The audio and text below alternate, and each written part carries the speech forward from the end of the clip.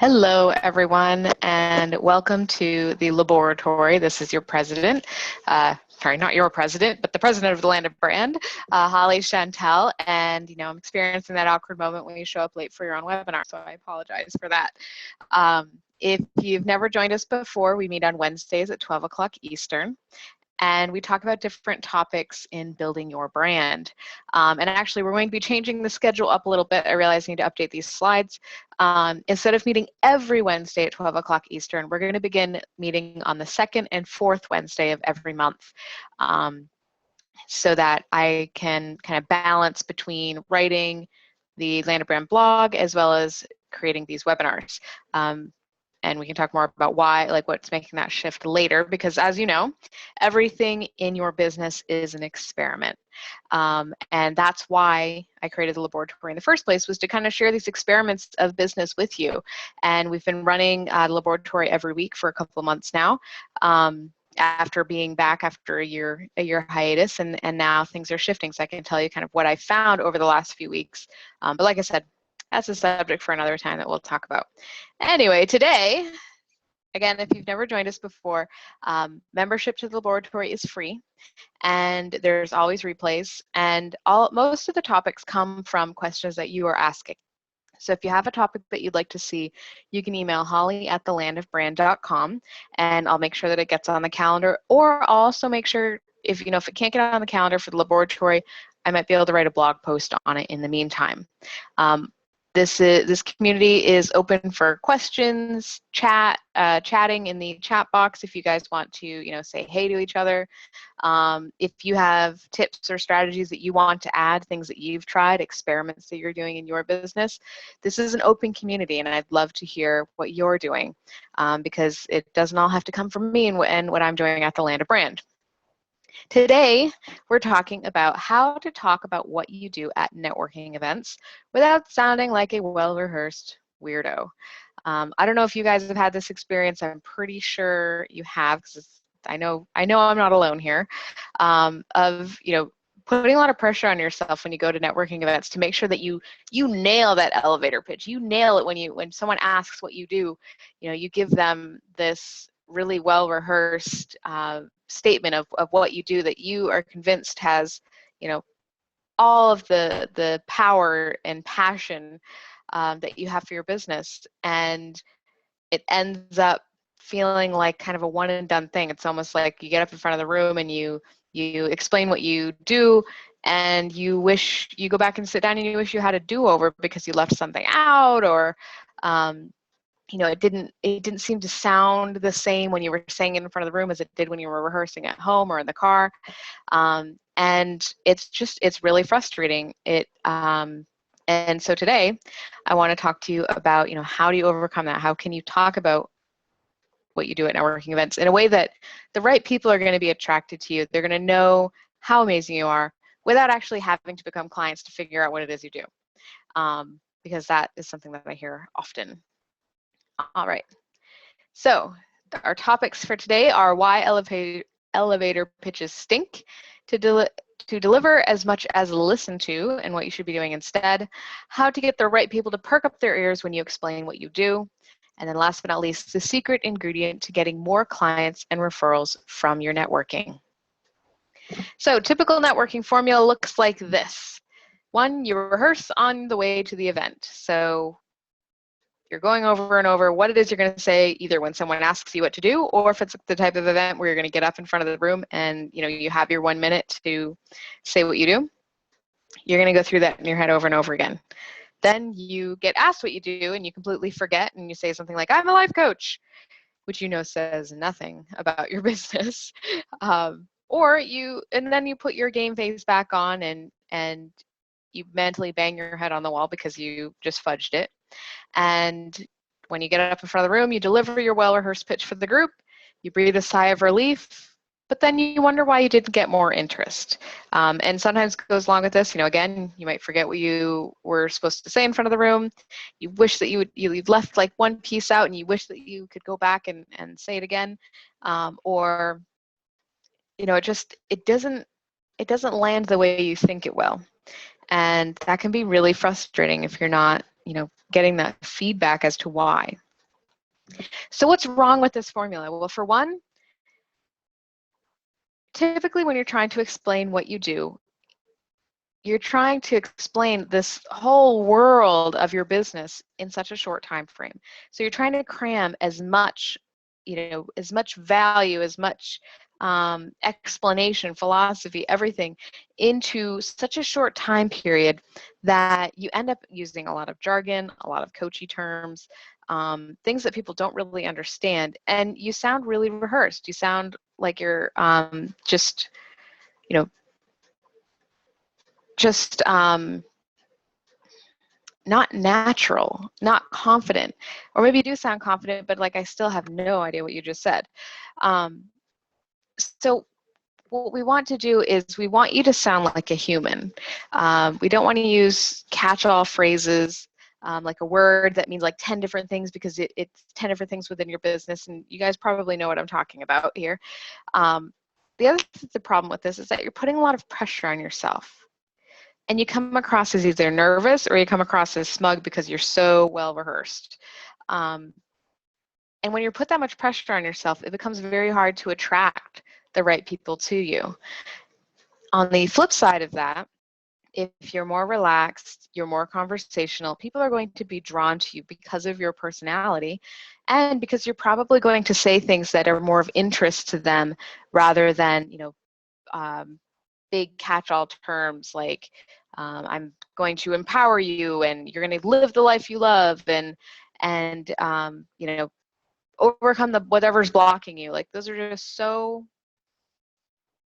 general that it's really hard for someone to say, yeah, I need that, because they're not quite sure what it is you're talking about. So what should you do instead? So first off, you need to go into a networking event with a plan. Decide, think about who's going to be there, what the format's going to be like, so how you're going to be able to present yourself. So either, some networking events, it's pretty much one-on-one, you just talk to people. Others are a little bit more structured, like a BNI, everyone goes around the room and they give their little pitch and who they're looking for referrals, or what type of referrals they're looking for, rather. And then a couple months ago, I went to a speed schmoozing event, which is kind of like speed dating. And it was, you got like 1 minute or 2 minutes with each person. Each person got a minute to explain what they do. So you basically were saying your pitch over and over and over again to different people.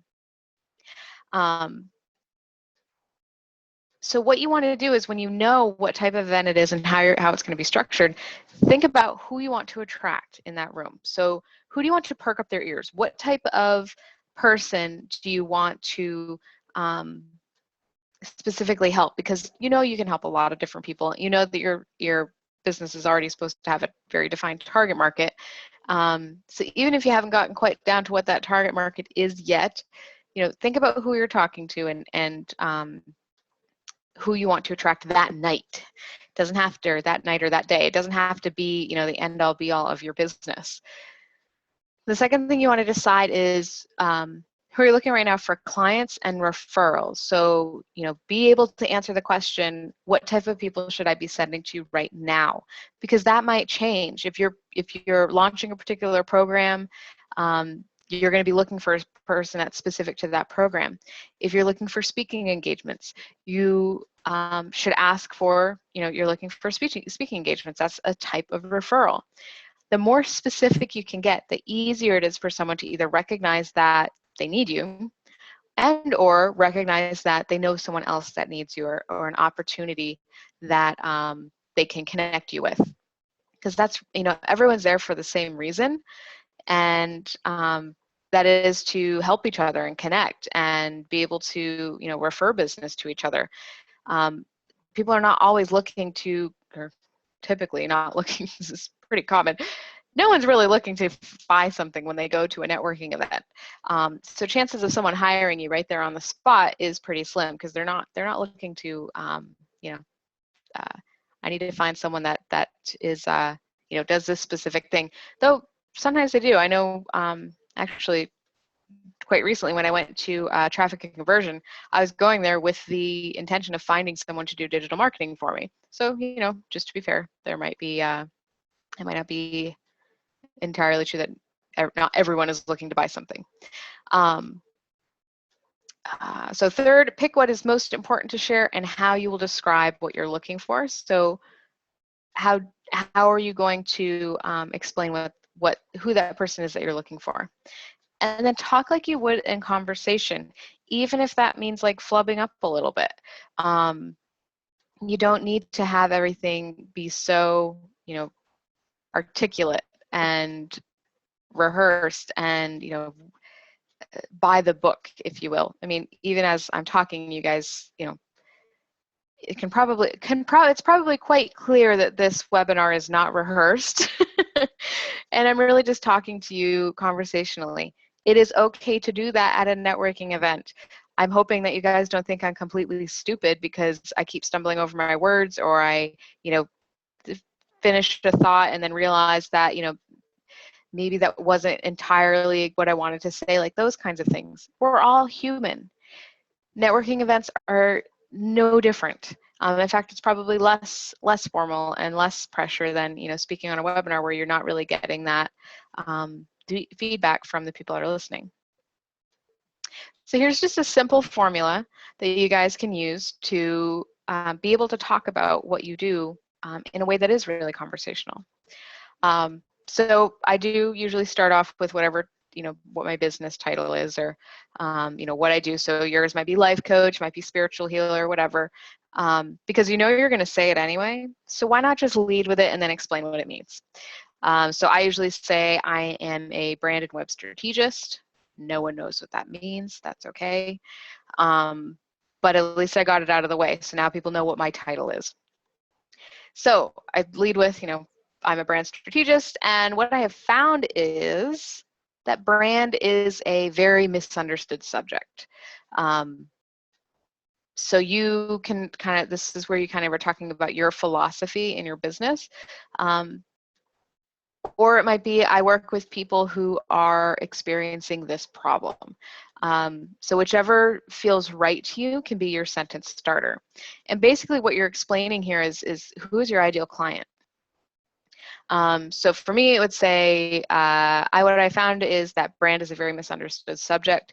It's very much paid attention to in corporate, but when it comes to home-based businesses and solopreneurs, we don't really know what brand is beyond having a logo and a tagline.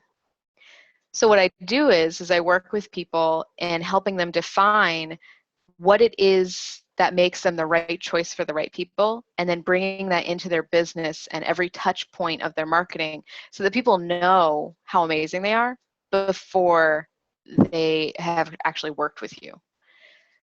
Do you guys see how kind of bringing in that philosophy of what is out there, what conceptions there are about my type of business, so branding, basically bringing it right onto the forefront that it might be a little misunderstood. So let's say you're a life coach, which I know is such a broad term that it can mean so many different things. And a lot of the people I work with, they decide they don't want to call themselves a life coach because it has such a broad meaning. And there's sometimes different preconceived ideas that are already attached to that name that you feel like you need to overcome. So you can do that when you're talking about what you do. So I'm a life coach, and I realize that that's a really broad term and not everyone completely understands what it means. But what I do is I work with adolescents and I help them figure out what it is they're really passionate about so that they can pick the right major in college. Do you guys see what that is? How that works? And again, it's very conversational. I literally just came up with that on the fly. Basically speaking to a client that I had previously, kind of using what his business was. So I help them buy, so this is the third piece, I help them buy, doing personal coaching. I help them buy, for me it would be, I think I might have already said this in the previous example, but I help them by uncovering what it is that makes them the right choice for the right people, and then helping them bring that throughout every touch point of their business. You could also, If you're trying to fill a group program or some kind of event or retreat, you might say, I helped them through my group coaching programs, or I help them through retreats, and then talk about what it is you do during, what your methodology is during those retreats, that so people really understand what you do. But you mention, the actual service sometimes if that's of importance right now for you. And then fourth, so if you're looking for blank, or I'm looking for referrals who blank, this is where it's important that you decide who you want to attract at this event.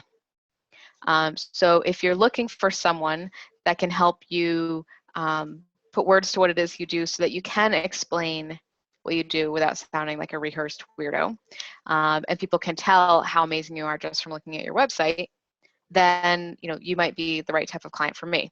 Or I'm looking for referrals who, and then basically say the exact same thing. Do you guys see where this is, how this works? If you have questions, please type them either in the Q&A or in the chat, and I will take a look in a couple minutes.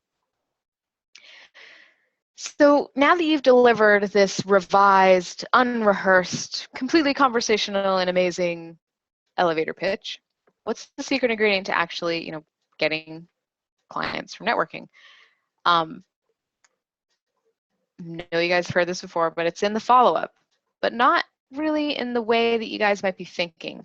Again, I think we put way too much pressure on ourselves, and we just try too hard when it comes to networking. And I know that I am so guilty of this because I've always hated networking. I am very introverted. I'm very shy. I would just go, because I knew I needed to build my business, and that's what I was there for. And as I've matured in my business and just growing as a person, I've come to realize that networking is it's not all about just building my business. It's really about building a support system and getting to know people in my area, making friendships, and then supporting each other. And it's so funny because I heard this advice over and over and over again over the last 7 years that I've been in business. That's the attitude you should have when you go to networking events, but I could never quite grasp it until recently, until like the last year or so, where I've been networking just to make friends, because I moved to a new area 2 years ago. I moved from Philadelphia to New Hampshire, and I felt really disconnected because I don't have as many friends up here. So I was like, I'll go start networking so that I can start finding people that have the same interests that I do. Once I made it not about business, everything changed. Suddenly, networking is pretty fun. I'm actually making some friends. We're building, referral partnerships, that kind of thing. I want to do a live event up here, probably towards the end of the year, and I'm, building a base of people that might be interested in coming to that. So it's really interesting how, for me that shift was really difficult just because my own, personal challenges, and you might be experiencing similar things. So that's why I share this with you, so that if you relate to that, that you're not alone. And those of you that don't relate to it, you might already have a grasp on this, and kudos to you. So the thing to remember is, like I said, people don't usually go to networking events to buy something. They're going there to build a support system for their business. They're looking to get clients too. So if you treat it that way, as like a give and a take, and maybe just getting to know someone, it's going to change the dynamic of the conversation. The secret ingredient is also finding people that you like on a personal level, no matter what they do. Don't always just go looking for clients when you go to networking events. Look for people that that you jive with personally, that share interests with you outside of business. So having something in common other than the fact that you are business owners is a great way to network, because you don't know who that person knows. You don't know if they might become an ideal client. So when you can connect on other levels and they like you as a person, they're going to just want to help you, because we're human. That's how we do things. We love supporting each other. We love helping each other. At the foundational level, we're all pretty heart-centered, especially business owners. They usually have some kind of mission, or they're good people. So get to know them. And last but not least, friend them on Facebook. So I went to a networking event yesterday. It was a lunch about 15 minutes from here. And while I made the faux pas of not bringing enough business cards, so I couldn't actually hand them out, I got everyone else's business cards, and I'm going to add them on Facebook so that I can start to get to know who they are. Not so that I can, give them the formal, hello, I met you yesterday at the net lunch. We should set up a meeting to see if there's, if we can send each other business, like something silly like that. But no, like friending them on Facebook so that I can see, why they're cool people. What might we have in common? Maybe set up a networking date for next time. So like by that I mean, going to networking events alone isn't always fun. You can find a wingman. There's other people that hate going to networking events alone too. Pair up. I actually have a few people from that I can't even say it, speed schmoozing event that I went to a couple months ago. And it was my first event that I'd been to in a really long time. And I had like 3 people that had the same exact experience as I did, as not really wanting to go alone. And we formed a posse. So now when we go to networking events, we can email each other and say, hey, do you want to go, so that we can, be each other's wingmen. Just be the cool person that they want to get to know, and it's all going to come around to you. Just realized that my chat is covered up and someone. Awesome. Okay. So conclusions. In conclusion, networking events are not one-shot deals. So if you're doing it right, you're going to see the same people more than once. So if you're feeling like if someone asks me what I do and I don't say it right, that's going to make or break the networking event, you're not doing it right. You should be going to these events, the same event, over and over and over again, so that you see the same people and they get to know you. You're not going to win someone over in 30 seconds. This is why, there's so many networking events probably in your area. Try to find 1 or 2 groups to focus on and go to all of their events. So this net lunch that I went to yesterday, I've been wanting to go for months, but it's always during one of my standing appointments. But this week it didn't happen, so I was able to actually go to the event. And now I'm going to make it a point to be there every single month so that I can see these same people and over again. One of the people that I met there, I've actually seen her at other events, 2 or 3 times. So we're starting to get to know each other. She actually lives just up the road from me. Once you start seeing the same faces and they start seeing you, you start to develop more of a relationship. And that's really where the magic happens with networking. It's not about just going out and, getting business cards and numbers. It's about really making good connections with people. And the best way to do that is to keep showing up. Talk like a normal human being when telling people what you do, and giving your pitch in front of the room and in your follow-up. So again, when you're following up with people, don't be some kind of, networking weirdo. Be a person. Find something of interest. Talk to each other. Be friends. When you're clear what you're looking for, that is what you'll attract. So instead of trying to make sure that you cover all of your bases when you're talking about what you do, decide what you want to attract that night or that at that event and focus on that, because that is what you will just naturally attract, because that's where your language will be headed and that's what people will be hearing. All right.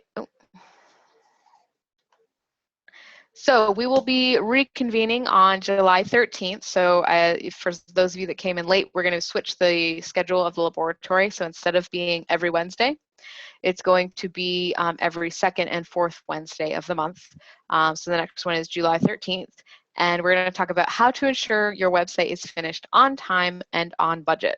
And I apologize, I know this topic's been moved around a couple times, but we will be there on the 13th to talk about it. I actually already have most of it written because we were supposed to do it a couple weeks ago.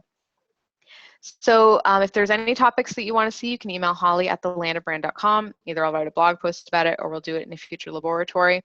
If you want to see the schedule that's coming up, you can go to thelandofbrand.com and click on free webinars, and I've done the schedule out through August. So there's I think it's Michael is typing in the chat. The name is might be backwards. He says he helps, or she says, oh, it is Ardeth. Okay. sorry, it's Ardith, and I think she she helps women over 50 who are experiencing a midlife identity crisis live the best years of their life now. Great. So what I'd like to hear is, what does that mean? So that's a nice tagline, but again, it's not really telling me in like human terms what that means. It's kind of a broad statement. And I know that if I were to talk to you, you could probably explain it very well. Do that. You have, 30 seconds to a minute when you're networking to explain what it is you do. It doesn't have to be in one sentence. And 30 seconds to a minute is actually a pretty long time. You can cover a lot in that amount, that short time frame. So try using the formula that I'd given you on, I can actually go back to it on this page, to lengthen it out a little bit so that you give yourself time to explain what it is you mean, so that people can perk their ears up because they know that you're the one that serves them. And she also says, I live off the grid, 85 miles from physical people, so I have to engage online through Facebook and groups. I totally get that. I am from Maine, and when I first started, that was my big challenge, is that I was nowhere near anyone. There was not, I think it's changed now, almost a decade later, but when I first started, there was not an entrepreneurial community at all in Maine. I couldn't even find networking events or other people that, were in my type of business, period.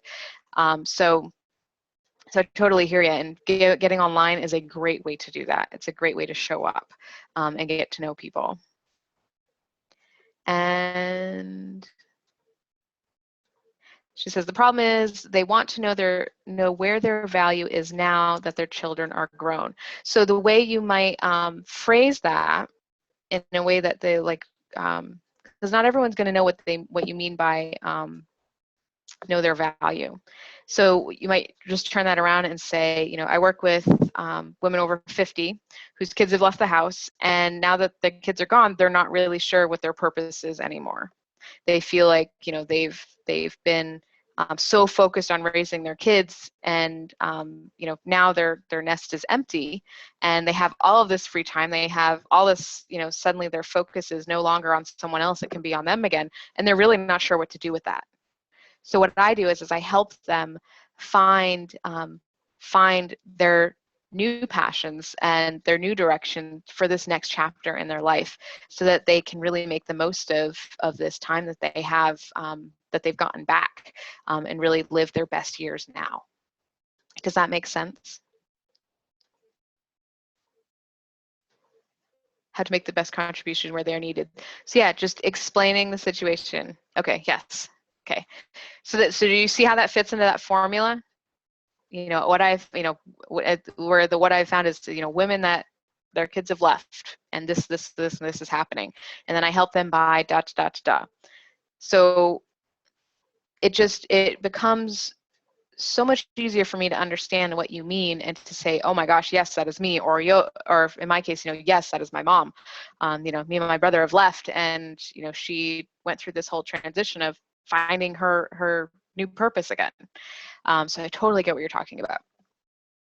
Cool. So I don't see any other questions. Thank you, Ardith, for your wonderful questions and participation. I love doing these things on the fly and using real examples instead of just ones that come to me off the top of my head.